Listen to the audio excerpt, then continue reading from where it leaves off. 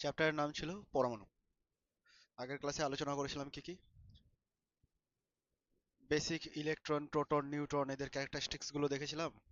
তারপরে সেখান থেকে প্ল্যাম্পুং মডেল একটুখানি বলে দিলাম। আর ফোকাস করেছিলাম রাদারফোর্ডের পরমাণু মডেলের উপর, তাই না? এবার সেটাকে ইলাবোরেট করব একটু। মানে আজকে আমরা আলোচনা করব বোরের মডেল। রাদারফোর্ডের পরমাণু মডেলটা যেমনটা বলেছিল সেটা আমি একটু এঁকে দিচ্ছি। রাদারফোর্ডের পরমাণু মডেলে বলা হয়েছিল যে একটা পজিটিভ পজিটিভ চার্জগ্রস্ত পজিটিভ চার্জগ্রস্ত নিউক্লিয়াস থাকবে সেন্টারে। তিনজন তিনজন করে বস। না, তিনজন তিনজন করে বস।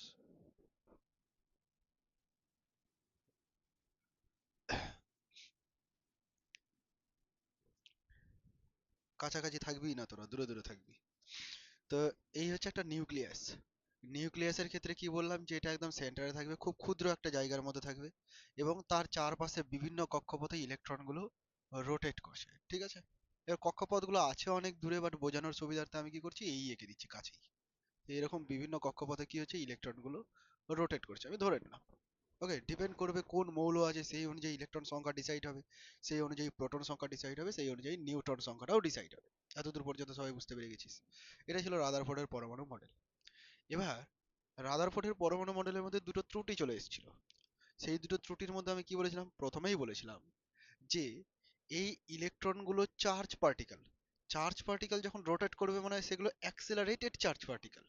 আর যদি অ্যাক্সিলারেটেড চার্জ পার্টিকেল হয়, অ্যাক্সিলারেটেড চার্জ পার্টিকেল যদি হয়, তাহলে সেইখান থেকে কি হবে রে? সেইখান থেকে এক ধরনের শক্তি নির্গত হবে, তাই তো? সেখান থেকে কন্টিনিউয়াস এনার্জি ওরা, বা কন্টিনিউয়াস একটা রেডিয়েশন পাওয়া যাবে, কন্টিনিউয়াস এনার্জি নির্গত করবে। এই কন্টিনিউয়াস এনার্জি যদি নির্গত করতে থাকে, তাহলে ইলেকট্রনটার এখানে স্টেবল হবে না। ও কি করবে, স্পাইরাল পথে এসে এইখানে আছড়ে পড়বে, তাই না? স্পাইরাল পথে এসে, সংখিল পথ বলতে পারিস বাংলায়, স্পাইরাল পাথ ফলো করে স্টেবিলিটি ডাউন হয়ে যাবে, স্টেবিলিটি থাকবে না। দের ইজ নো স্টেবিলিটি, মানে অ্যাটম বলে কোনো অস্তিত্ব আর থাকলো না। বুঝা যাচ্ছে? স্টেবিলিটি নিয়ে একটা ডাউট চলে এসেছিল, এটা ছিল প্রথম ত্রুটি। সেকেন্ড ত্রুটিতে কি বলা হয়েছিল, যে সেকেন্ড ত্রুটিতে বলা হয়েছিল এই যে কন্টিনিউয়াস এনার্জিটাকে ও নির্গত করছে, কন্টিনিউয়াস এনার্জি যে নির্গত করছে, তো তার জন্য কি পাওয়া যাবে, তার জন্য স্পেকট্রাম পাওয়া যাবে, তাই তো? আর এই স্পেকট্রামটা যদি অবজার্ভ করা যায়, তাহলে কেমন স্পেকট্রাম হওয়া উচিত, নিরবিচ্ছিন্ন বর্ণালী পাওয়া উচিত, তাই না? তার মানে কন্টিনিউয়াস স্পেকট্রাম পাওয়া উচিত, কন্টিনিউয়াস স্পেকট্রাম পাওয়া উচিত। কিন্তু আমরা কন্টিনিউয়াস স্পেকট্রাম পাই না, আমরা কি পাই, আমরা পাচ্ছি লাইন স্পেকট্রাম, রেখা বর্ণালী। আচ্ছা, একই কথা, রেখা মানে তো বিচ্ছিন্নই থাকবে, তো লাইন স্পেকট্রাম পাবো আমরা। তো এই দুটো জিনিস ব্যাখ্যা করা যাচ্ছিল না, ঠিক আছে? এবার এখানে আসলেন বিজ্ঞানী নিলস বোর। নিলস বোর এসে কি বললেন শোন। তিনি শুধুমাত্র যেখানে যেখানে এরর হচ্ছিল সেই জায়গাগুলোকে অ্যাজাম্পশন হিসেবে, স্বীকার্য হিসেবে মেনে নিল, মানে ওনার মতামত এটা, যে এটা হবে, ঠিক আছে? তিনি কি বললেন, তিনি বললেন যে ইলেকট্রনগুলো, তিনি এখন স্বীকার্য দিচ্ছেন, শোন বোরের স্বীকার্যর কথা বলছি এবার আমি। বোরের স্বীকার্য, বোর কি কি ধরে নিয়েছেন, বিজ্ঞানী নিলস বোর কি কি ধরে নিয়েছেন। তিনি প্রথমেই বললেন যে ইলেকট্রনগুলো যে কক্ষপথে ঘুরছে, সেই কক্ষপথগুলো যে কোনো কক্ষপথ নয়, এগুলো কিছু নির্দিষ্ট কক্ষপথ। কি বললেন, এগুলো কিছু নির্দিষ্ট কক্ষপথ, যে কোনো কক্ষপথে ঘুরতে পারে না, কিছু নির্দিষ্ট কক্ষপথে ইলেকট্রনগুলো ঘুরছে। দ্বিতীয়ত, কোন কক্ষপথে ঘুরছে, কোন কক্ষপথে ঘুরছে ডিসাইড করব কি করে, তার লজিক দিলেন। তিনি বললেন যে সেই কক্ষপথেই ঘুরছে যে কক্ষপথে ইলেকট্রনগুলোর কৌণিক ভরবেগ, কি বললাম, ইলেকট্রনগুলোর কৌণিক ভরবেগ h/2 পাই এর সরল গুণিতক। কৌণিক ভরবেগকে আমরা বলবো mvr, তাই তো?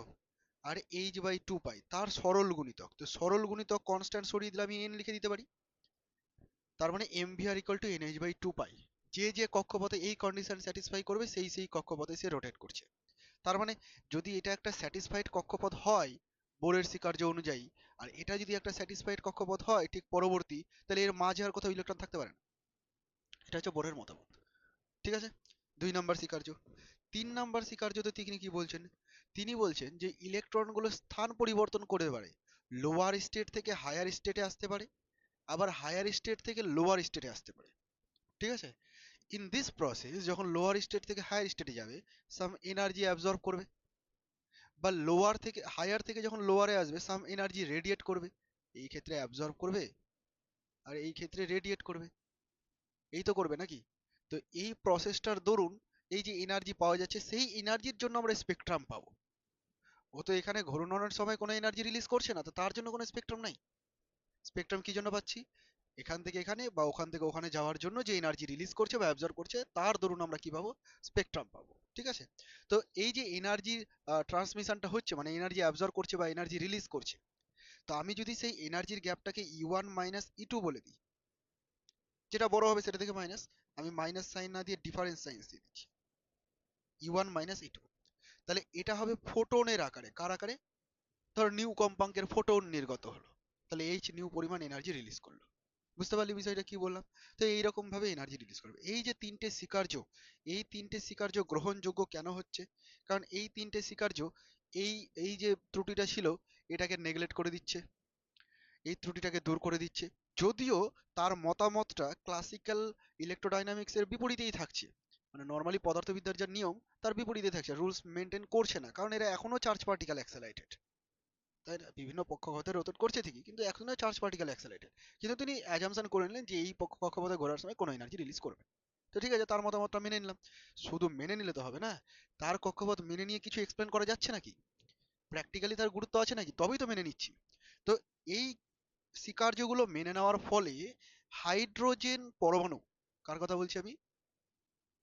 হাইড্রোজেন পরমাণু বা বা হাইড্রোজেন লাইক পরমাণু, এ আবার কি জিনিস? হাইড্রোজেন পরমাণু বা হাইড্রোজেন লাইক পরমাণু বলছি কারা? এই সমস্ত পরমাণুর ক্ষেত্রে ওই যে লাইন স্পেকট্রাম তৈরি হচ্ছে সেটা ব্যাখ্যা করে দেওয়া যাচ্ছে, যে লাইন স্পেকট্রাম কিভাবে তৈরি হচ্ছে, কেন তৈরি হচ্ছে। ঠিক আছে? সেইটা এই বোরের স্বীকার্যটাকে অ্যাপ্লাই করে ব্যাখ্যা করে দেওয়া যাচ্ছে। বুঝতে পারলি আমি কি বললাম?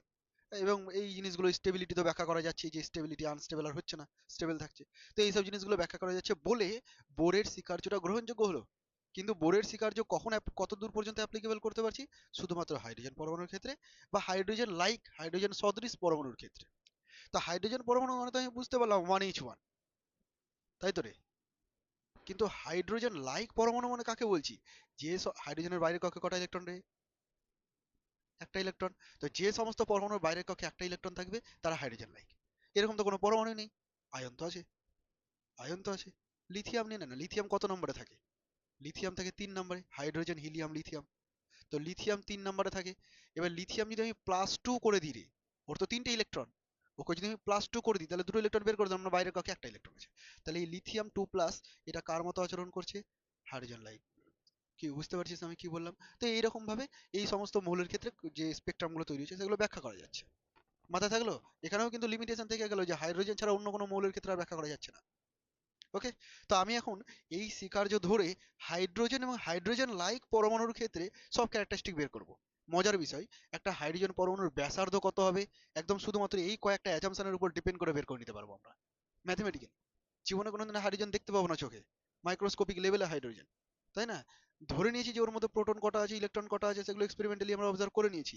এখন আমরা বের করে নেবো শুধুমাত্র ম্যাথমেটিক্স ইউজ করে যে হাইড্রোজেনের পরমাণুর কক্ষপথের ব্যাসার্ধ কত।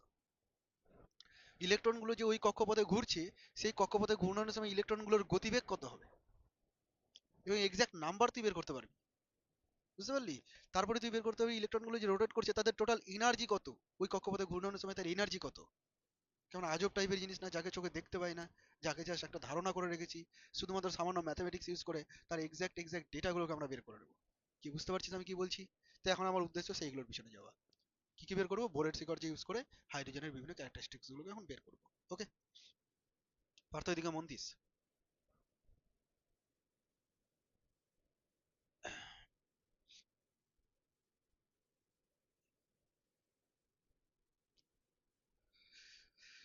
তাহলে এখন বোরের স্বীকার্য অনুযায়ী বা বোরের মডেল অনুযায়ী, বোরের স্বীকার্য অনুযায়ী হাইড্রোজেন লাইক অ্যাটম, এর বিভিন্ন ক্যারেক্টারিস্টিক্স দেখবো। ওকে। আচ্ছা, বোরের মডেল আর রাদারফোর্ডের মডেলের মধ্যে কোনো ডিফারেন্স ছিল ছবিতে? ছবিতে তেমন কোনো ডিফারেন্স নেই, ওই একই ছবি আছে, শুধুমাত্র শিকার আলাদা। আচ্ছা শোন তাহলে, এবার বিষয়টা কি বলি আমি। ধরে নে এই হচ্ছে নিউক্লিয়াস, এই নিউক্লিয়াসের মধ্যে প্রোটন কটা আছে রে? যদি হাইড্রোজেনের কথা বলি, তাহলে এখানে প্রোটন আছে একটা, তাই তো? প্রোটন একটা। নিউট্রন কটা আছে রে? নিউট্রন নেই, নিউট্রন নেই, ঠিক আছে। তো বাইরের কক্ষে কটা ইলেকট্রন ঘুরবে হাইড্রোজেনের? একটাই ঘুরবে। আচ্ছা, এই যে প্রোটনটা, আমি এখানে প্রোটনই লিখে দিই, এগুলো না লিখে। এই যে প্রোটনটা, একটা প্রোটন, ঠিক আছে, পজিটিভ চার্জ তো। আর বাইরের যে ইলেকট্রনটা ঘুরছে সে নেগেটিভ চার্জ, তাই না? তো এই প্রোটন আর ইলেকট্রনের মধ্যে একটা কুলম্বীয় আকর্ষণ বল কাজ করছে না? কুলম্বীয় আকর্ষণ বল। আমরা কুলম্বীয় আকর্ষণ বল কাকে ম্যাথমেটিক্যাল ফর্মুলা পড়েছি তো রে, থার্ড সেমিস্টারে পড়লাম আমরা। কুলম্বীয় আকর্ষণ বল, এই কুলম্বীয় আকর্ষণ বল এফ, এটাকে আমরা লিখবো 1/4πε0 Q1 Q2, তাই না? আচ্ছা, এখানে Q1 Q2 মানে হচ্ছে এটা Q1 আর ওটা Q2। না না, আমি বল বের করছি, আকর্ষণ বল, তাহলে মানগুলোকে শুধু গুণ করব, যোগ তো করছি না আমি ওখানে। তো এই দুটোকে গুণ করতে হবে, এর একটা চার্জ আছে, ওর একটা চার্জ আছে, ঠিক আছে। আমি করছি হাইড্রোজেনের জন্য, বাট ইন জেনারেল আমি কি করছি, যে এর পরমাণু ক্রমাঙ্ক জেড ধরে নিচ্ছি। যদিও হাইড্রোজেনের পরমাণু ক্রমাঙ্ক 1, তো জেড এর জায়গাতে 1 বসিয়ে দেবো পরে। তবে এটাতে সুবিধা কি হবে? সুবিধা হচ্ছে আমি যদি জেড ধরে চলি, তাহলে লিথিয়ামের জন্য হয়ে গেল, লিথিয়াম 2+ এর জন্য লিথিয়ামের জেডটা তখন বসাতে পারবো। আর যদি 1 ধরে চলি, তাহলে শুধু হাইড্রোজেনেরই বেরাবে ফর্মুলা। তো আমি জেনারেল ধরে চলছি, আমি ধরে নিচ্ছি যে এর পরমাণু ক্রমাঙ্ক জেড, মানে এটা কি, এটা হাইড্রোজেন লাইক একটা অ্যাটম। যদি হাইড্রোজেন হয়ে যায় তাহলে জেড 1 হয়ে গেল, ডিফারেন্সটা এখানে। তাহলে প্রোটন যদি এখানে জেড সংখ্যক থাকে রে, পরমাণু ক্রমাঙ্ক জেড মানে প্রোটন কত আছে, জেড সংখ্যক আছে, তাহলে তার চার্জ কত, জেড ইন্টু ই। একটা প্রোটনের চার্জ তো ই, তার মানে জেড ইন্টু ই হবে। আচ্ছা, তাহলে Q1 এর জায়গায় লিখলাম জেড ই। আর বাইরের কক্ষে তো একটা ইলেকট্রন থাকবে, হাইড্রোজেন সদৃশ যেহেতু, তাই না, একটাই থাকবে। তো তার চার্জ কত রে? শুধুই নেগেটিভ পজিটিভ বসালাম না, কারণ তুই যদি নেগেটিভ পজিটিভ ধরিস তাহলে এখানে মাইনাস চলে আসবে, আর মাইনাসটা আকর্ষণ বলকে ডিফাইন করে। তা আমি তো বুঝেই গেছি আকর্ষণ বল, তাই মাইনাসটা স্যার বসালাম। ওকে, নিচে কি বসাতে হয় রে? এদের দুজনের মধ্যে ডিস্টেন্সের স্কোয়ার, তাই না? এদের দুজনের মধ্যে ডিস্টেন্সটা ধরে নে আর, তাহলে আর স্কোয়ার। কি বুঝতে পারলি এতদূর পর্যন্ত আমি কি বললাম? আচ্ছা, এই যে কক্ষপথ, এটা তো 1 নম্বর কক্ষপথ, তাই তো? তাহলে আমি R1 লিখতে পারি, যদি 2 নম্বর হতো R2 লিখতাম। আমি ইন জেনারেল ওটাকে Rn বলে দিচ্ছি, n তম কক্ষপথ। তুই বুঝতে পারছিস যে এটা 1 নম্বর কক্ষপথ এই ক্ষেত্রে, তাই না? তো আমি ইন জেনারেল এখানে কিন্তু Rn ও লিখতে পারি, পরে লিখে দেবো, আপাতত থাক। তাহলে কি দাঁড়ালো এই ফর্মুলাটা? 1/4πε0 Z E square by R square. এটা হচ্ছে কুলম্বীয় আকর্ষণ বল। বুঝতে পারলি এতদূর পর্যন্ত? কারো আপত্তি নেই তো? এবার শোন, এই যে কুলম্বীয় আকর্ষণ বলটা, এই বলটাই তো এর মধ্যে একটা অভিকেন্দ্র বল তৈরি করেছে। কোনো কণা যখন বৃত্তাকার পথে ঘুরছে, তার মানে তার মধ্যে অভিকেন্দ্র বল আছে। এই অভিকেন্দ্র বলটার যোগান কে দিচ্ছে? কুলম্বীয় আকর্ষণ বল। কারণ অভিকেন্দ্র বলের তো কোনো বাস্তব অস্তিত্ব নেই, এটা অন্য কোনো বলকেই আমরা অভিকেন্দ্র বল হিসেবে ধরি। কি বুঝতে পারলি আমি কি বললাম? যেমন সাইকেল নিয়ে বৃত্তাকার পথে ঘুরছিলাম, ওখানে ঘর্ষণ ছিল অভিকেন্দ্র বল, তাই না? তো এই ক্ষেত্রে অভিকেন্দ্র বলটা কে দিচ্ছে? কুলম্বীয় আকর্ষণ বল দিচ্ছে। একটা পাথরকে সুতোয় বেঁধে এইভাবে ঘোরাচ্ছি, এখানে অভিকেন্দ্র বল কি? সুতোর উপরে টানটা। তাহলে বিভিন্ন বলকে আমরা অভিকেন্দ্র বল ধরবো। ক্লিয়ার? তাহলে যদি এই পার্টিকেলটা, মানে এই ইলেকট্রনটা যদি ভি ভেলোসিটিতে ঘোরে এবং তার মাস যদি এম হয়, তাহলে বৃত্তপথে ঘোরার জন্য যে অভিকেন্দ্র বল, মন দিয়ে শুনবি, সেই অভিকেন্দ্র বলটাকে আমরা কি বলতে পারি? mv² আর বলতে পারি না রে? mv²/r বলতে পারি অভিকেন্দ্র বলটা। এবার মোদ্দা কথা হচ্ছে এরা দুজন একই, এটাই তো বলতে চাইলাম আমি।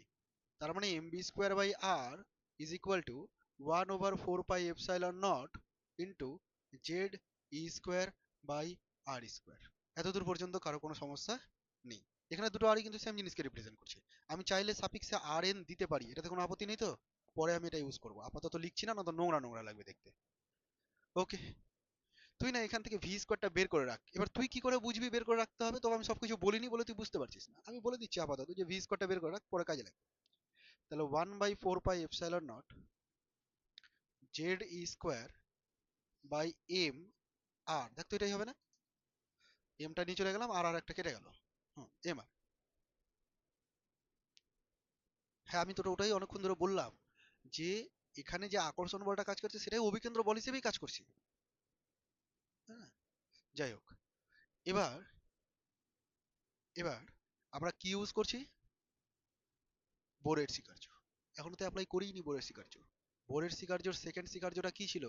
যে যে বৃত্তাকার কক্ষপথে ঘুরছে সেই কক্ষপথে ইলেকট্রনের কৌণিক ভরবেগ mvr is equal to nh by 2 pi. আমি এখানে n এর জায়গাতে চাইলেই 1 বসিয়ে দিতে পারি, কারণ প্রথম কক্ষপথ, তাই তো?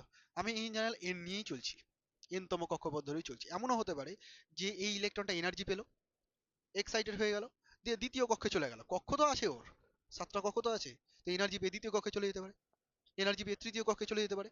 তো সেখানেও তো 1 ইলেকট্রনই হচ্ছে, তাই না? তো সেই জন্য আমি ইন জেনারেল কি করেছি, n ধরেই চলেছি।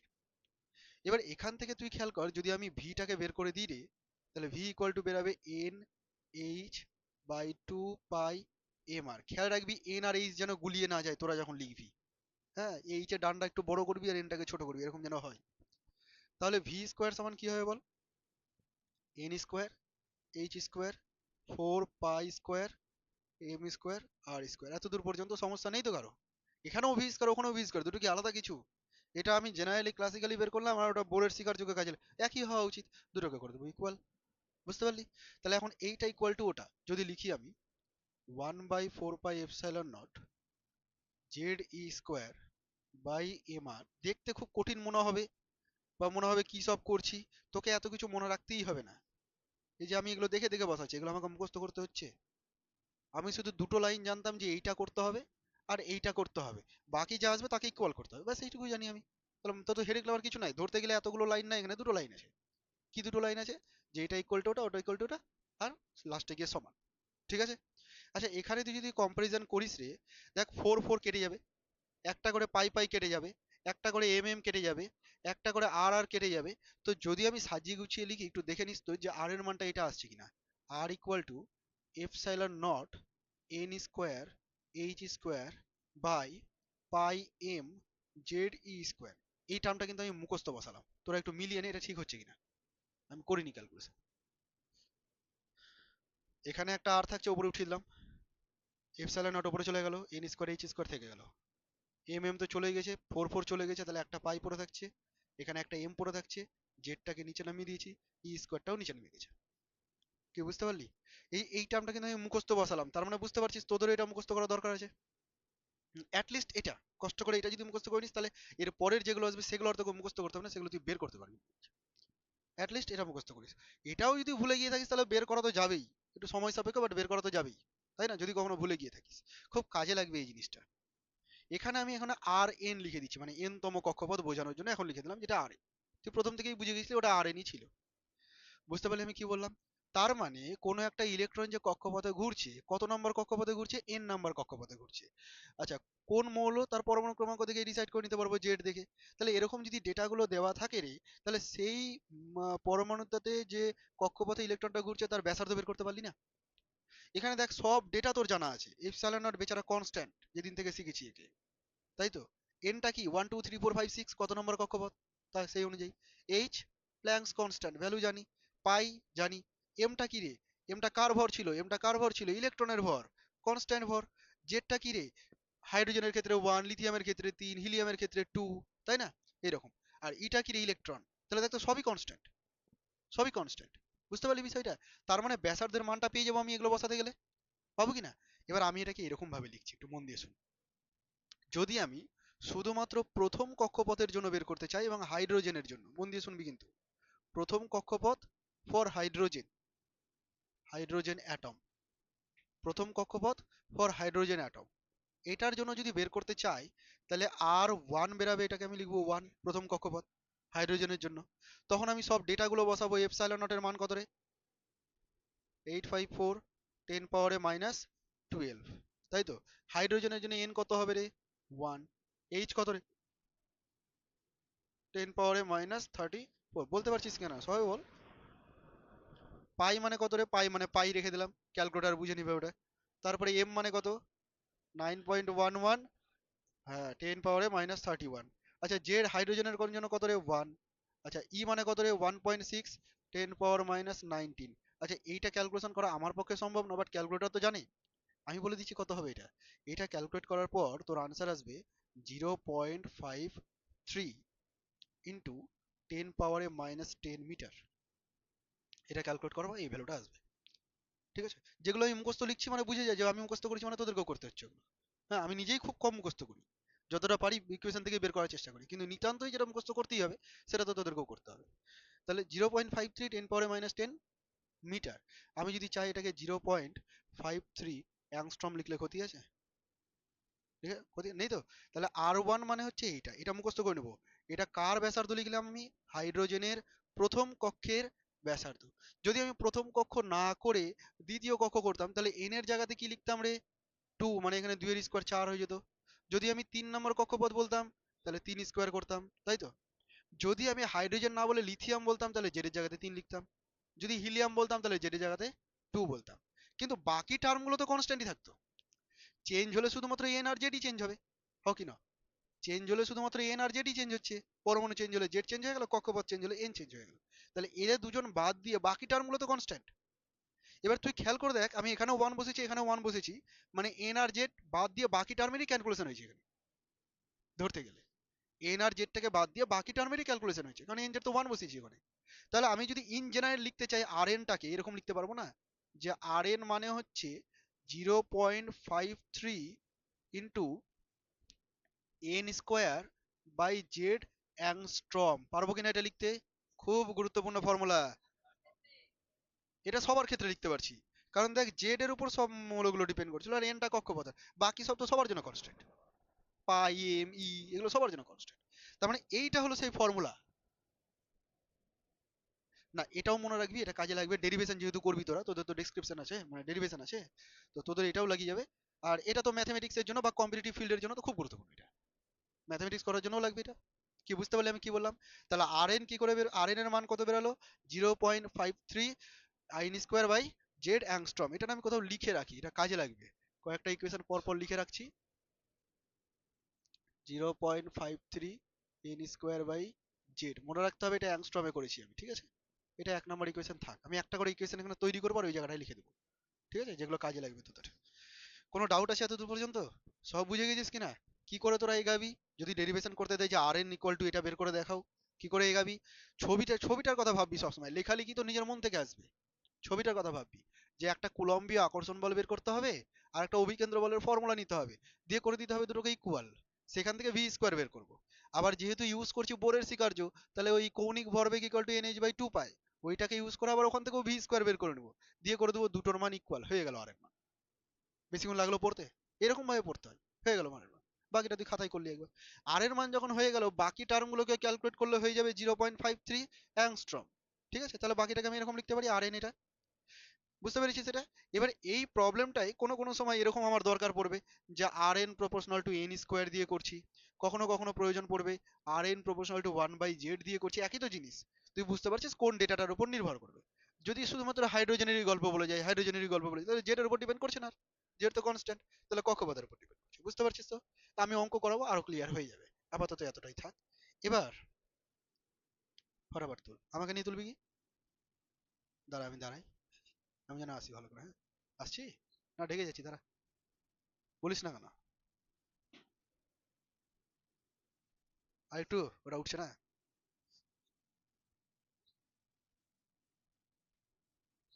ঠিক আছে,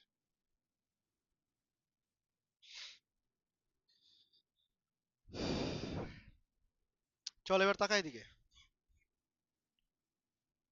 শুধু ম্যাথমেটিক্স আর ম্যাথমেটিক্স আছে আজকের ক্লাসে।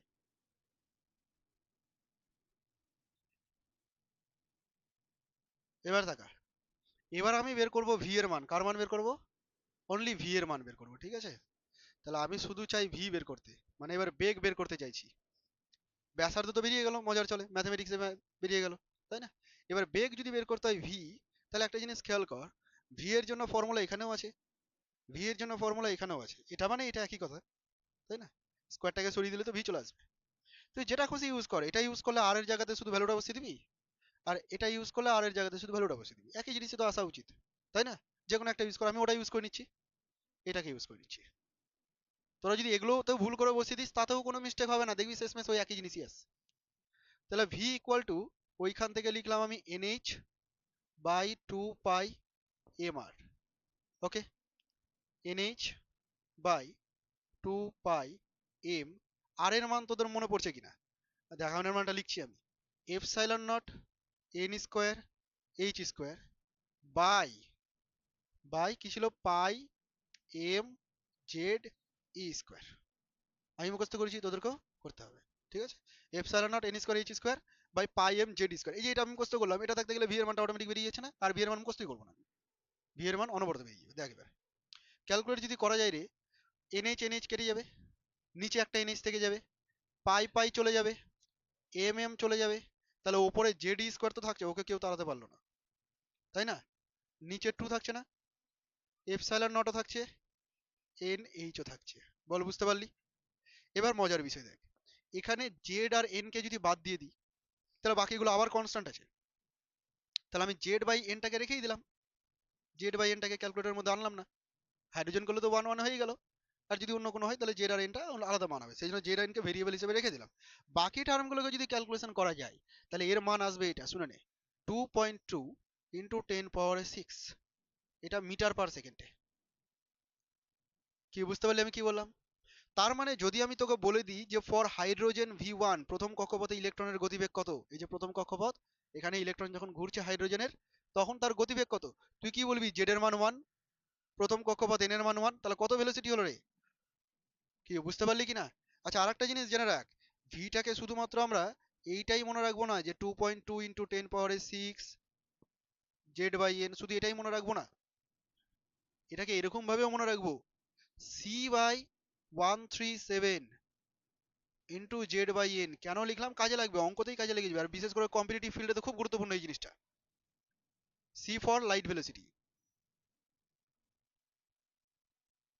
2.2 10⁶ মানেও যা, সি বাই 137 মানেও তাই। ক্যালকুলেট করে দেখে নিতে পারিস, ঠিক আছে? আমি কেন এরকম লিখলাম, এগুলো তোর নিট জেইতে গিয়ে এই ধরনের ক্যালকুলেশন গুলো খুব হেল্প করে, ওই জন্য। ওকে, আচ্ছা, আর একটা বিষয় এখানে বলে দিই আমি, এই যে সি বাই 37, কাকে লিখেছি আমি c by 37? E square by 2 epsilon naught h কে লিখেছি, হ্যাঁ কি না? জেডটাকে বাদ দে আর এনটাকে বাদ দে, তাহলে বাকি থাকছে কি, ই স্কোয়ার 2 এপসাইলন নট এইচ। এখানে লিখছি আমি সাইডে, ই স্কোয়ার 2 এপসাইলন নট এইচ, ঠিক আছে? এটাকে আমি কি লিখেছি? সি বাই 137, মানে এটা ক্যালকুলেট করলে সি বাই 137 এর সমান হবে। বুঝতে পারলি? যদি আমি এখান থেকে 1/137টাকেই শুধু রাখি, তাহলে সিটা এখানে এসে ভাগ হয়ে যাবে না? মানে E square by 2 C epsilon naught H, ঠিক আছে? এই যে কনস্ট্যান্টটা 1/37, মানে এই কনস্ট্যান্টটা, এর একটা নাম আছে। এগুলোকে বের করা হয়েছিল অন্যরকম ভাবে, অন্য প্রসেসে, তখন এগুলো একটা নাম দেওয়া হয়েছিল। তো বিজ্ঞানী সোমারফিল্ডের নাম অনুসারে, সোমারফিল্ড ক্যালকুলেশন করেছিলেন, তিনি তার নাম অনুসারে কনস্ট্যান্ট দিয়েছেন, নাম দেওয়া হয়েছিল। এই কনস্ট্যান্টটার নাম হচ্ছে সোমারফিল্ডের, নাম শুনেছিস তো কেমিস্ট্রিতে? সোমারফিল্ড, সোমারফিল্ডের সূক্ষ্ম গঠন ধ্রুবক, বা আমরা এটাকে বলতে পারি Sommerfeld's Sommerfeld's fine structure constant. Fine structure, fine for সূক্ষ্ম, স্ট্রাকচার কনস্ট্যান্ট, এটা একটু মনে রাখিস। বুঝতে পারলি? সোমারফিল্ড ফাইন স্ট্রাকচার কনস্ট্যান্ট যদি বাই চান্স দিয়ে দেয়, তাহলে তোর জানা থাকলো যে সোমারফিল্ড ফাইন স্ট্রাকচার কনস্ট্যান্টের মান কত, 1/37। কখনো এটা দিবেই না, হয়তো এটা দিবে, এটাই বেশি দেয়। তো তুই কি করে মনে রাখবি যে এটা হলো, এখানে কি হবে না হবে, গুলিয়ে যাবে তো। আমি তো মনে রাখিনি, তুইও রাখবি না। তুই কি করে মনে রাখবি? তুই মনে করবি যে সি বাই 137, এখানে 1/37টা ছিল সোমারফিল্ডের ফাইন স্ট্রাকচার কনস্ট্যান্ট, তাহলে সিটাকে সরাতে হবে, তাহলে এটার সাথে সমান করলি তুই, সমান করে সিটাকে সরিয়ে দিবি, তাহলে যে টার্মটা পাওয়া গেল সেই টার্মটাকে তুই বলে দিলি সোমারফিল্ড ফাইন স্ট্রাকচার কনস্ট্যান্ট। বুঝতে পারলি? কারো অসুবিধা আছে কিছু? নেই তো? তাহলে আমি আরেকটা রিলেশন পেলাম, কি পেলাম 2 নম্বরে? 2 নম্বরে পেলাম ভিএন, হ্যাঁ এখানে এন লিখে দিতে পারিস, ভিএন ইকুয়াল টু পেলাম 2.2 10⁶, কি পেলাম? জেড বাই এন, ঠিক আছে, মিটার পার সেকেন্ড। বা আমি এটাকে লিখতে পারি c by 137 z by n metre per second. Clear হলো কিনা এতদূর পর্যন্ত বল? ক্লিয়ার হলো এতদূর পর্যন্ত? তাহলে দুটো জিনিস বের করেছি এতক্ষণে, তাই না? কি বের করেছি?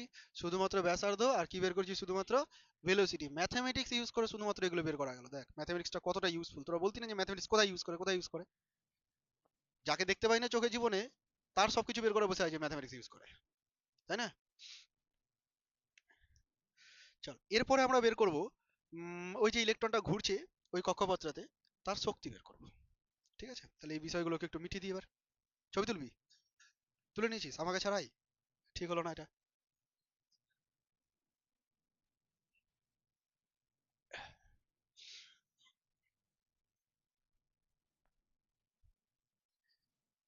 এনার্জি বের করবো, এবার একটু মন দিয়ে শুনবি। যখন আমি শক্তি বের করব, এই শক্তিটা দুই ধরনের শক্তি হবে। এই শক্তিটা দুই ধরনের শক্তি হবে।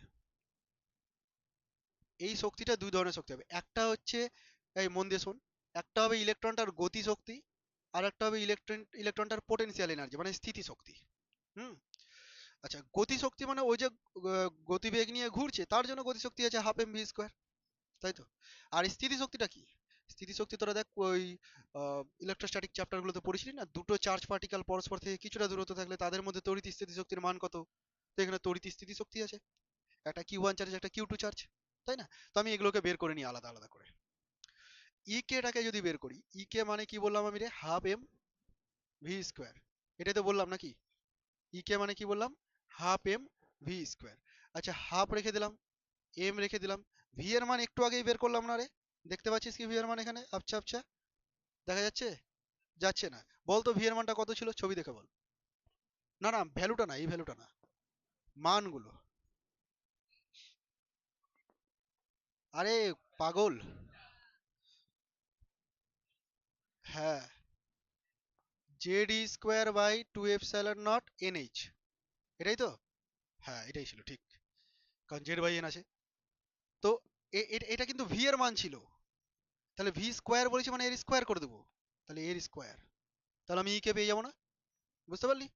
হাফ এম, আচ্ছা জেড স্কোয়ার থাকলো, ই টু দি পাওয়ার ফোর থাকলো, ফোর থাকলো, epsilon naught square, n square, H. আমি ভুল করলে বলিস কিন্তু ধরিয়ে দিস। হ্যাঁ, একবারে করে দেবো, এমটা উপরে হয়ে গেল, এমটা উপরে হয়ে গেল আর নিচে এইট হয়ে গেল। এটা আমি ই কে পেলাম। এবার বের করব ইপি। কি বের করবো এবার? ইপি। আচ্ছা, ইপি মানে শুনে নে এবার, পোটেনশিয়াল এনার্জি। তার মানে 1/4 pi epsilon naught Q1 Q2 by r, not r square, শুধু আর। বলের ক্ষেত্রে আর স্কোয়ার হয়। হ্যাঁ। আচ্ছা, এখানে Q1 Q2 তো রাখবো না রে, কি রাখবো এখানে? জেডি ইন্টু ই। Q1 Q2 এর জায়গায় জেডি ইন্টু ই। ব্যাস, আরটাকে রিপ্লেস করলেই কাজ হয়ে গেল আবার। তো আর এর মানটাকে সরিয়ে দিচ্ছি। এদিকে মন দে, ক্যালকুলেশনটা মানে মিস্টেক করার মতো আছে, যদি ভুল হয় আমাকে ধরিয়ে দিস। আর এর মান দেখ, আর এর মান আমার মুখস্থ, epsilon naught N square H square by pi M Z E square. যেভাবে লিখে দিয়েছি ওইভাবে মুখস্থ করবি, ছন্দে তৈরি হয়ে যাবে। ঠিক আছে, বলতেও সুবিধা হবে।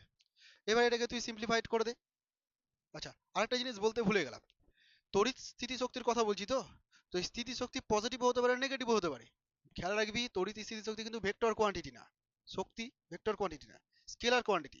কিন্তু স্কেলারের মধ্যে পজিটিভ হতে পারে আবার নেগেটিভও হতে পারে।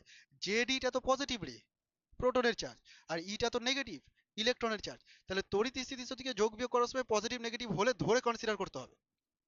হ্যাঁ, তো এখানে আমাকে কি করতে হবে? সামনে একটা মাইনাস বসাতে হবে, কারণ ই এর জন্য মাইনাস বসালাম। ঢুকলো মাথায়? পার্থ, এদিকে মন দে। জেডি মানে হচ্ছে প্রোটনের চার্জ, প্রোটনগুলোর চার্জ। ই মানে হচ্ছে ইলেকট্রনের চার্জ। প্রোটনগুলোর চার্জ পজিটিভ হয়, ইলেকট্রনের চার্জ নেগেটিভ হয়। তো ইলেকট্রনের চার্জ পজিটিভ, আর নেগেটিভ আর পজিটিভ গুণ করলে নেগেটিভ হবে। তোদের মনে প্রশ্ন আসছে যে এখানে নেগেটিভ কোনো উপরে করেছিলাম না কেন? ওপরে ফোর্স বের করেছিলাম, ফোর্স একটা ভেক্টর কোয়ান্টিটি ছিল, আমি তার আকর্ষণ বিকর্ষণ ধর্ম ধরেই ক্যালকুলেট করেছি বলে আমি আর প্লাস মাইনাসটাকে কনসিডার করিনি। কিন্তু এটা একটা স্কেলার রাশি, স্কেলার রাশির ক্ষেত্রে প্লাস মাইনাস কনসিডার ছাড়া তুই নিজে থেকে অ্যাজাম্পশন কিছু করতে পারিস না। যে প্লাস আছে তাকে প্লাস নিতে হবে, যে মাইনাস আছে তাকে মাইনাস নিতে হবে স্কেলারের ক্ষেত্রে। ভেক্টরের ক্ষেত্রে প্লাস মাইনাস আমি জানি, আমি নিজের মতো অ্যাজাম্পশন করে নিতে পারি, আকর্ষণ না বিকর্ষণ, যোগ করবো না বিয়োগ করবো সেটা আমার উপর। কি বুঝতে পারলি আমি কি বললাম? ওকে, তাহলে এখানে নেগেটিভ ধরে আমাকে চলতে হচ্ছে। কাইনেটিক এনার্জি পজিটিভ হবে না নেগেটিভ হবে রে? কাইনেটিক এনার্জি অলওয়েজ পজিটিভ, কারণ ভি স্কোয়ার পজিটিভ হবে আর এম তো পজিটিভ হয়, তাই না? চল এটাকে একটু সাজিয়ে গুছিয়ে নি, দেখবি ওটার মতো কিছু একটা আসবে। এখানে পাই পাইটা কেটে দিলাম, ঠিক আছে? ভুল করলে বলিস। আর কিছু করা যাচ্ছে কি রে? এপসাইলন নট স্কোয়ার হচ্ছে, জেড তো কাটা যাচ্ছে না, তাহলে ওপরে জেড থাকছে, হ্যাঁ এমটাও থেকে যাচ্ছে ওপরে, জেড স্কোয়ার হবে না, এমটাও থেকে যাচ্ছে, ই টু দি পাওয়ার ফোরটাও থেকে যাচ্ছে। দেখ অনেকটা এর মতো আসছে না, বল আসছে। আচ্ছা নিচে ফোর থাকছে, আট আর হলো না, আটের পর এপসাইলন নট স্কোয়ার হচ্ছে, দুটো আছে স্কোয়ার হচ্ছে, এন স্কোয়ার হচ্ছে এইচ স্কোয়ার, সেম সেমই এসছে, মানে যোগ বিয়োগ করার সুবিধা হবে, বল হবে কিনা। এবার তুই বের করবি e equal to e k plus EP, এই যে মানটা প্লাস এই মানটা, একটু মন দিয়ে শুনবি, আমি একবারে লিখে দেবো এই দুটোকে যোগ করে। এটা 1/8 আর এটা -1/4, তুই একটু রাফে করে নে না। 1/8 -1/4 কত হবে? 8, এখানে 1 -2 -1/8, এটাই হবে তো, দেখলি? এটাই হবে। তো এই দুটোকে যোগ বিয়োগ করলে -1/8ই আসবে, আমি একবারে লিখে দিলাম -1/8 m z square e to the power 4 8 epsilon naught square n square H square. কি বুঝতে পারলি? বুঝতে পেরেছিস এতদূর পর্যন্ত? এই জায়গাটাও আবার অনেকগুলো কনস্ট্যান্ট আসবে, মনে রাখতে হবে। শোন তাহলে, এই যে টার্মটা বেরালো শুধু জেড স্কোয়ার আর এন স্কোয়ারকে বাদ দে, বাকি টার্ম কনস্ট্যান্ট আছে কিনা? তাহলে তুই বলতে পারিস যে ই ইকুয়াল টু মাইনাস ওই টার্মগুলোর একটা মান হবে। আমি বলে দিচ্ছি মানটা কত। মানটা বেরাবে 13.6 ইলেকট্রন ভোল্ট। কত বেরাবে? আমি একবার ইলেকট্রন ভোল্টে কনভার্ট করে বলছি, যদিও এখানে ভ্যালু বসালে প্রথমে জুলে আসবে, পরে ইলেকট্রন ভোল্টে কনভার্ট করতে হবে, তো আমি কনভার্ট করে নিয়েছি, দিয়ে বলছি সাথে কি আছে, Z square by N square electron volt. বল বুঝতে পারলাম? তাহলে ইলেকট্রনগুলো যে রোটেট করছে তার শক্তি যদি লিখতে হয় তাহলে শক্তি কত লিখবো? E n equal to -13.6 z square by N square. মানে বুঝতে পারছিস ইলেকট্রনগুলো যে এখানে ঘুরছে তার শক্তি কি? Negative energy. শক্তিটা কি? নেগেটিভ। বোঝা গেল? এবং কিভাবে ডিপেন্ড করছে? এইরকম ভাবে ডিপেন্ড করছে। কারো কোনো সমস্যা? এই যে আমি সাইডে এগুলো লিখেছি না, ম্যাথামেটিক্স করতে এগুলো কাজে লাগবে, আর বাকিগুলো তো ডেরিভেশনের জন্য লাগবে। শুধু ম্যাথামেটিক্সে এই বিষয়গুলো কাজে লাগবে, ঠিক আছে? আচ্ছা এখানে থেমে যাব না, আরেকটু এক্সট্রা কিছু এখানে বলবো আমি, সেটা হচ্ছে অনেক সময় অনেক সময় এই যে ইটা আছে, এই ইটাকে এরকম ভাবে লেখা হয় minus r C H Z square by N square. হ্যাঁ আর সি এইচ আলাদা আলাদা টার্মস সব বলে দিচ্ছি আমি। আর হচ্ছে রিডবার্গ কনস্ট্যান্ট, রিডবার্গের ধ্রুবক। কি বললাম? রিডবার্গের ধ্রুবক, এটা হচ্ছে রিডবার্গের ধ্রুবক। সি ফর লাইট ভেলোসিটি আর এইচ ফর প্ল্যাঙ্কস কনস্ট্যান্ট, ঠিক আছে? তো এই পুরো টার্মটাকেই আমি এটা লিখেছি। তো তুই এটাকে কম্পেয়ার করেই বলে দিতে পারবি যে রিডবার্গের ধ্রুবকের মানটা কত। তুই দেখ আমি কি লিখেছি, আর সি এইচ এর জায়গায়, আর সি এইচ, এটার জায়গাতে কে কে আছে রে? এটার জায়গাতে আছে এম, এটার জায়গাতে আছে ই টু দি পাওয়ার 4, বাই আছে 8 epsilon naught square H square, z আর এন তো ওখানেই আছে। তাহলে এখান থেকে দেখ ক্যাপিটাল আর এর মানটা পেয়ে যাচ্ছিস তুই, সি এইচটাকে শুধু ডিভাইড করলেই হয়ে গেল, m E to the power 4 8 epsilon naught c H cube. হ্যাঁ এপসাইলন নট স্কোয়ার হবে। কি বুঝতে পারলি? এটা হলো আর এর মান। আমি কিন্তু মুখস্থ করিনি বলে আমি বের করে দেখালাম তোকে। হ্যাঁ আমি ফটাফট বের করে নিতে পারবো। তোরা যদি চাস তো আর এর মানটাকে অ্যাটলিস্ট মুখস্থ করতে পারিস, এই ভ্যালুটা M E to the power 4 by 8 epsilon naught square C H cube. Okay, যদি না বারবার ডিরাইভ করতে পারিস তাহলে মানটা মুখস্থ করে দিবি। তাহলে আর এর মান কি করে বের করবি সেটার আমি ট্রিকও বলে দিলাম, মনে রাখা ট্রিক। ওই জটিলতায় গেলাম না, কিন্তু কম্পেয়ার করে বলে দেবো। একবার মনে রাখবো যে আর এর মান এটা, সরি এনার্জির মান এটা বের করলাম। আর একবার আমি জানি যে এনার্জির মান হয় R C H Z square by N, R C H Z square by N, ব্যাস আর সি এইচ এর সাথে কম্পেয়ার করে দিলাম, কাজ হয়ে গেল, ঠিক আছে? আচ্ছা এবার এই যে আর এর মানটা, এটাকে যদি ক্যালকুলেট করা যায় রে, এর একটা মান বেরাবে। দেখ তো দেখা যাচ্ছে কিনা এই জায়গাটা, ওখানে দেখা যাচ্ছে, দেখা যাচ্ছে। এর মানটা যদি বের করা যায় না, এর মানটা বেরাবে এরকম 1.09625 ইন্টু 10⁻⁷ মিটার ইনভার্স। পুরো কনস্ট্যান্ট তো, তো কনস্ট্যান্ট সংখ্যা বেরাবে, মানটা মুখস্থ করে নিতে হবে। মানে এটা মুখস্থ না থাকলে এটা তো মুখস্থ করতেই হবে। 1.09625 10⁻⁷ মিটার ইনভার্স। খেয়াল রাখবি রিডবার্গ ধ্রুবক হচ্ছে দৈর্ঘ্যের অপোজিট মাত্রাগতভাবে, 1 বাই দৈর্ঘ্য না এটা, মাত্রাগতভাবে তাহলে কখনো কখনো তোকে রিডবার্গ ধ্রুবকের মাত্রাও জানতে চাইতে পারে, তো তুই কি করবি, দৈর্ঘ্যের মাত্রা উল্টো করে দিবি, এল ইনভার্স মাত্রা। বুঝতে পারলি? তাহলে একক দেখে মাত্রা ডিসাইড করা যাবে। আপত্তি আছে রে? এতদূর পর্যন্ত বুঝতে পারলি? বাহ। রিডবার্গ ধ্রুবকটা বের করে রেখে দিলাম, মানটাকে এখানে লিখে রাখি।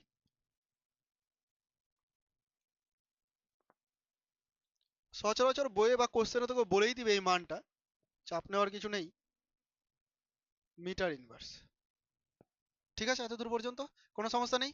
আচ্ছা, এখানেই থামবো না, আরেকটা লাইন বলে দিই আমি এখানে। এই ছবিটা,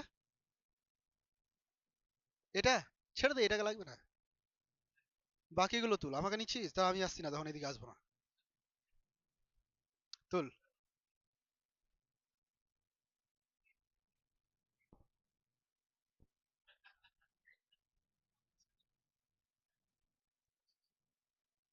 ঠিক আছে না? এবার শোন, এবার শোন রে, এখানে আরেকটা জিনিস কাজে লাগবে। গ্র্যাভিটেশন চ্যাপ্টারেও এইটা করেছিস যেটা আমি এখন বলতে যাচ্ছি। একটা জিনিস খেয়াল কর, আমি বলেছিলাম তোদেরকে গ্র্যাভিটেশন যখন পড়েছিলাম আমি বললাম যে ইলেকট্রোস্ট্যাটিকে গিয়েও কাজে লাগবে। যেখানে যেখানে কনজারভেটিভ ফোর্স ফিল্ড চলে আসবে, সংরক্ষী বল চলে আসবে, সেখানে সেখানে এনার্জির এই রিলেশনগুলো কাজ করবে। কোন রিলেশন? যেগুলো আমি লিখছি এখন। দেখ, এখানে কাইনেটিক এনার্জি ইকে আর পোটেনশিয়াল এনার্জি ইপি, এদের মধ্যে একটা রিলেশন বানানো যায়। কি বানানো যায়? দেখ, ইকেটা হচ্ছে ইপির অর্ধেক আছে, মানে এটাকে হাফ দিয়ে গুণ কর, দেখ ওটা হয়ে যাবে। কিন্তু নেগেটিভটা থাকবে না ওখানে। তাহলে ইপি তো নিজেই নেগেটিভ, কিন্তু কাইনেটিক এনার্জি কি হয়? পজিটিভ হয়। তাই জন্য আমাকে মাইনাস ইপি তো করতেই হবে এখানে, কিন্তু হাফ গুণ করতে হবে, বুঝতে পারলি? বা ঘুরিয়ে পেঁচিয়ে এরকম লিখি না যে পোটেনশিয়াল এনার্জি মানে হচ্ছে -2 ইকে, তাই না? ইকে এর ডবল করলে এটা হয়ে যাচ্ছে, এবং পোটেনশিয়াল এনার্জিটা নেগেটিভ হয়। এই রিলেশনটা কিন্তু কাজে লাগবে। পোটেনশিয়াল এনার্জি কি হবে? কাইনেটিক এনার্জির ডবল হবে। পোটেনশিয়াল এনার্জি কি হবে? কাইনেটিক এনার্জির, আর তুই জানিস যে পোটেনশিয়াল নেগেটিভ হয়, ওটা তোর মনে রাখার দরকার নেই, তাই না? টোটাল এনার্জিটার দিকে একটু খেয়াল কর। টোটাল এনার্জি, টোটাল এনার্জি আর কাইনেটিক এনার্জি সেম সেম আছে দেখ, শুধু পজিটিভ নেগেটিভের ডিফারেন্স, তাই না? তাহলে টোটাল এনার্জিকে তুই কি লিখবি? মাইনাস ইকে লিখবি, কারণ ইকে তো পজিটিভ হয়, তো মাইনাস করে দিলে টোটাল এনার্জি হয়ে গেল। বল, বুঝতে পারলি? তাহলে এদের মধ্যে যদি আমি জেনারেল রিলেশন লিখতে যাই রে, জেনারেল রিলেশন কেমন দাঁড়াবে? কোনটা? এটা। ই এর মান কত আছে? ইকে এর মান কত আছে? সেম সেম না? হ্যাঁ। তাহলে ই ইকুয়াল টু মাইনাস ইকে লিখেছি। তার মানে বুঝতে পারছিস তো এই রিলেশন গুলো? শর্টে কি মনে রাখবি আমি বললাম? টোটাল এনার্জি কাইনেটিক এনার্জি মানের দিক থেকে সমান। টোটাল এনার্জি কাইনেটিক এনার্জি মানের দিক থেকে সমান। পার্থ বল, পোটেনশিয়াল এনার্জি কাইনেটিক এনার্জির ডবল। পোটেনশিয়াল এনার্জি কাইনেটিক এনার্জির ডবল। কে নেগেটিভ কে পজিটিভ তুই জানিস, ওটা ওটা তোর মনে রাখতে হচ্ছে। বুঝতে পারলি? এই জিনিসটা কাজে লাগতে পারে, এরকম মনে রাখবি। আমি যেগুলো করালাম, যে বিষয়গুলো বললাম, পুরোপুরি তোদের কম্পিটিটিভ ফিল্ডের মতো তৈরি হয়ে গেল একবারে। মানে শর্টকাটও বলে দিলাম কিভাবে মনে রাখবি, এই যে শর্টকাট মেথডগুলো, এগুলোকে ইউজ করে নিবি। ঠিক আছে? আরো অনেক কিছু আছে, তবে সিলেবাস অনুযায়ী ওগুলো করাবো না। যেমন কম্পাঙ্কের রাশিমালা আছে, পর্যায়কালের রাশিমালা আছে, প্রয়োজন নেই তোদের বোর্ড অনুযায়ী। ঠিক আছে? তোদের এই তিনটে দরকার, সেটা হচ্ছে ব্যাসার্ধ, ভেলোসিটি, আর একটা কি বললাম, এনার্জি। এই তিনটে দিয়ে তোদের কাজ খুব ভালো চলবে। ঠিক আছে রে? কারো কোনো ডাউট থাকলে বলতে পারিস এখানে। নেই তো? আচ্ছা, বাকি পার্টটা পরের দিনই, মানে পরের ক্লাসে করাবো। একটা ক্লাসে করাতে গেলে হেজি যাবি পুরোপুরি। তো এখন করাবো হচ্ছে তোদেরকে ম্যাথমেটিক্স। এই যে প্রবলেমগুলো করলাম, মানে ডেরিভেশনগুলো করলাম, তার উপর ডিপেন্ড করে কয়েকটা প্রবলেম দেখে নে যে কোথায় কিভাবে ইউজ করতে হয়। হ্যাঁ, ইউ বলেছে। ইউ ফর পোটেনশিয়াল এনার্জি একই জিনিসকে রিপ্রেজেন্ট করে।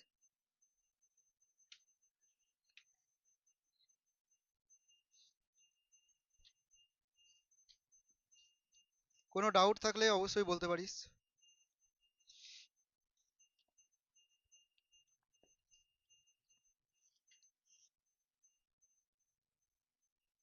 পেজ নাম্বার 553, সবাই বের কর।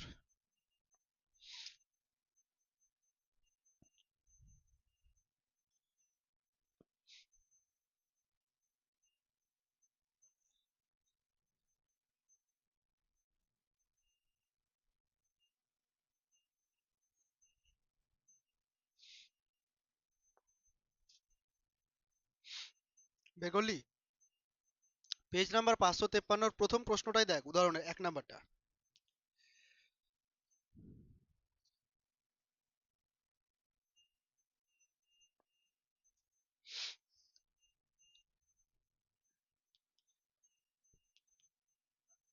পেরে যাবি? বাহ। কি বলা হচ্ছে, হাইড্রোজেন পরমাণুর দ্বিতীয় বোর কক্ষে ইলেকট্রনের বেগ দেওয়া আছে, চতুর্থ বোর কক্ষে ইলেকট্রনের বেগ কত? বুঝেই গেছিস যে বেগের কথা বলেছে। তারপরে আবার হাইড্রোজেন পরমাণু উল্লেখ করে দিয়েছে। তাহলে ফর হাইড্রোজেন এরকম ভাবে লিখে নিবি, ফর হাইড্রোজেন অ্যাটম, এখানে H2 লিখবি না কিন্তু, হ্যাঁ। H2 হলে সেটা মলিকিউল হয়ে গেল, অণু হয়ে গেল।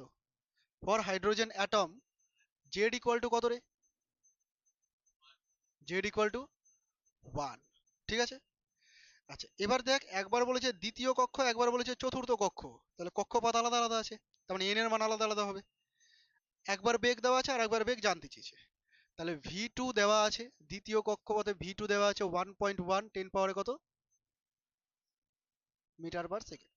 ঠিক আছে। আচ্ছা N1 এটা দেওয়া আছে 2 নম্বর কক্ষপথ, N2 এটা দেওয়া আছে কত, 4 নম্বর কক্ষপথ। ঠিক আছে। এটাকে ওয়ানই বলে দিই প্রথমটার ক্ষেত্রে বোঝানোর জন্য। তাহলে তুই জানিস যে ভি সমান সমান, দেখ বারবার এটাই লিখবি, তুই জানিস ভি সমান সমান 2.2 10 পাওয়ারে 6 জেড বাই এন, এটা বই দেওয়া আছে দ্বিতীয় কক্ষপথে ব্যাসার্ধ। ঠিক আছে, বেগ দেওয়া আছে, সরি। তো তুই এই ফর্মুলাটাকে বারবার লিখবি। ঠিক আছে, তুই জানিস যে v proportional to z by n করতে হবে, বুঝে গেছিস, তাই না? কিন্তু তবুও তুই এটাকে বারবার লিখবি, তোর মুখস্থ হয়ে যাবে, জিনিসটা প্র্যাকটিস হয়ে যাবে। তাহলে এখানে জেড এর উপর তো ডিপেন্ড করবে না রে, কারণ হাইড্রোজেন দুই ক্ষেত্রেই। তাহলে আমি ডাইরেক্ট লিখতে পারি অতএব ভি প্রপোর্শনাল টু 1/n। এবার কি করবি, তুই করবি v1/v2 সমান সমান করবি n2/n1। v1 এর মান কত আছে 1.1 10 পাওয়ারে 6, v2 এর মানটা তো বের করতে চেয়েছে, n2 এর মানটা 4 নম্বর কক্ষপথ, n1 এর মানটা 2 নম্বর কক্ষপথ। তাহলে এখান থেকে v2 বেরালো না, v2 বেরালো কত, উপরে 2 2 দিয়ে আবার ভাগ, তাহলে 1.1/2 মানে হচ্ছে 0 পয়েন্ট কত হবে এটা রে, 5.5 55 10 পাওয়ারে 6 মিটার পার সেকেন্ড। সিম্পল ছিল কি না প্রবলেমটা বল? যত বড় ডেরিভেশন অঙ্ক তার থেকে অনেক ছোট। ওরা 2 নম্বর আর 4 নম্বর কক্ষপথ হিসেবে নামটা রেখেছে, আমি এক আর প্রথম কেস আর সেকেন্ড কেস হিসেবে নাম রেখেছি। যেমন খুশি নাম রাখতে পারিস, অসুবিধা নেই।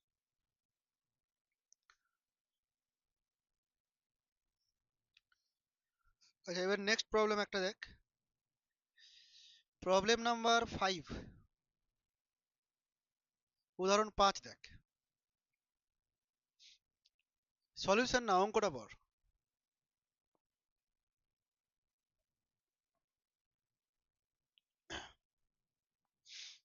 এবার সহজ লাগছে কিনা সবকিছু?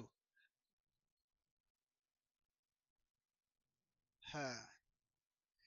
তাহলে বলা হচ্ছে যে হাইড্রোজেন পরমাণুর তৃতীয় বোর কক্ষ ব্যাসার্ধ দেওয়া আছে, লিথিয়াম 2+ এর তৃতীয় বোর কক্ষের ব্যাসার্ধ, সবাই আমাকে বল ব্যাসার্ধের ফর্মুলা।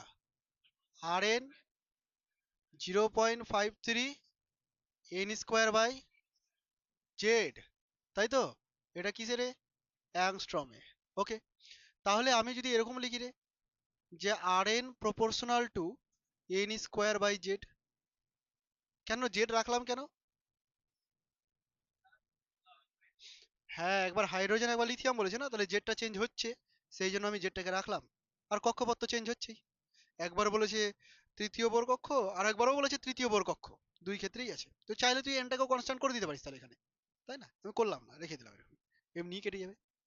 তাহলে হাইড্রোজেনের জন্য বাই লিথিয়ামের জন্য, তুই দেখে নিয়েছিস তো লিথিয়াম 2+ আছে, মানে হাইড্রোজেন সদৃশই আছে, ওটাই দেবে, তাছাড়া হবে না। তাহলে এখানে কি করবি, ওপরে করবি হাইড্রোজেনের জন্য এন স্কোয়ার মানে কত রে, 4 স্কোয়ার, কত নম্বর কক্ষপথ, 3 নম্বর না, তাহলে 3 স্কোয়ার, 3 স্কোয়ার। হাইড্রোজেনের জন্য জেড কত রে, 1 ডিভাইডেড বাই লিথিয়ামের কত নম্বর, 3 স্কোয়ার, লিথিয়ামের জন্য জেড কত রে, 3। দেখ এই 3 স্কোয়ার 3 স্কোয়ার এমনি কেটেও যাচ্ছে, তুই যদি নাও ধরতি তবু চলতো। তাহলে উপরে উঠে এটা 3 হয়ে গেল। কার ব্যাসার্ধ দেওয়া আছে, হাইড্রোজেনের দেওয়া আছে, কত দেওয়া আছে হাইড্রোজেনের, 4.77 দেওয়া আছে, তাহলে 4.77 অ্যাংস্ট্রম। আর আর লিথিয়ামের বের করব, লিথিয়াম প্লাস সমান সমান 3, বের করতে পেরে গেছিস নিশ্চয়ই, হয়ে গেল। 4.77/3, যেটা আনসার বেরাচ্ছে অ্যাংস্ট্রমে বেরাবে। এই হচ্ছে প্রবলেম। কত কঠিন তাই না রে?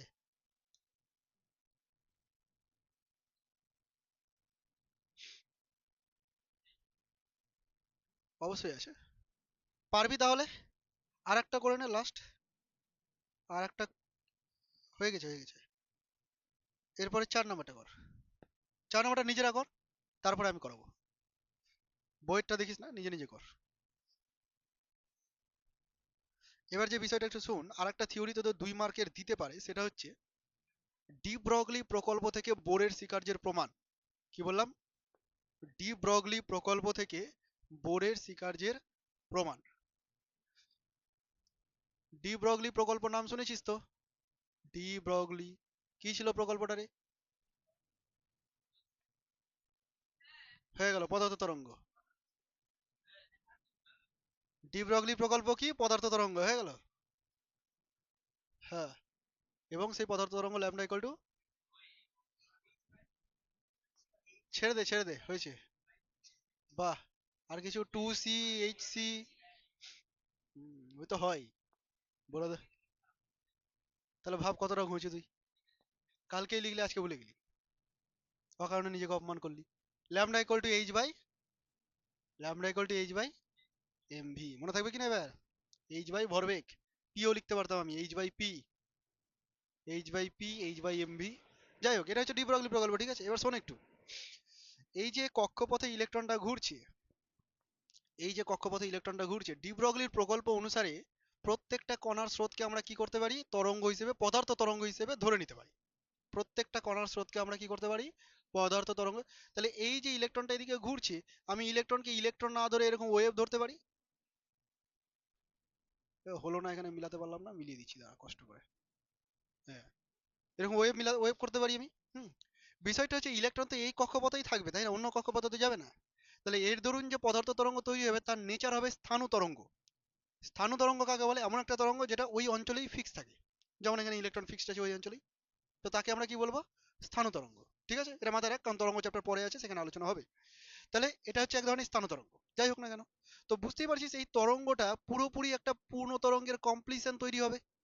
এমন না যে এখানে ধর, তরঙ্গ মানে কি, এক জায়গা থেকে স্টার্ট করে আরেক জায়গায় শেষ, একটা তরঙ্গ, তারপরে আর একটা, দুটো তরঙ্গ, তিনটে তরঙ্গ, এরকম হয় না? মনে পড়ছে কি?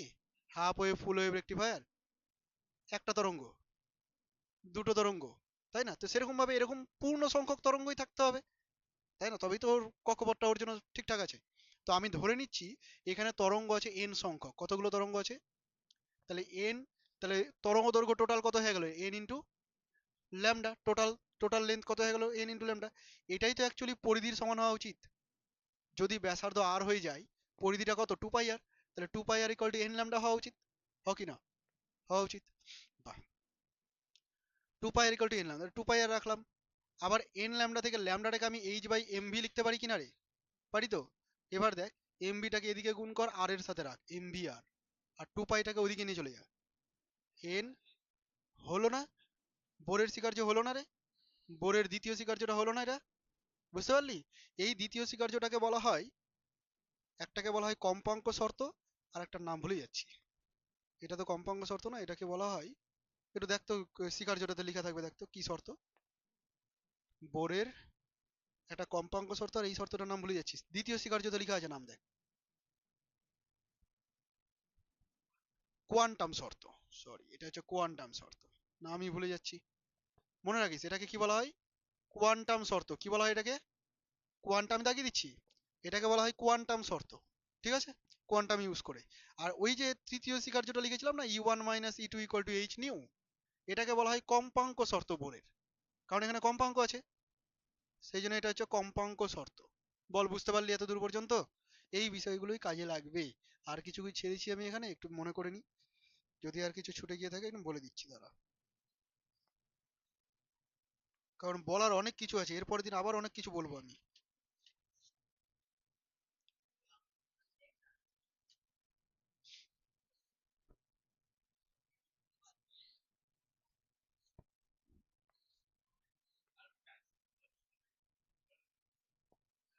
ঠিক আছে, শোন, এতটাই থাকলো।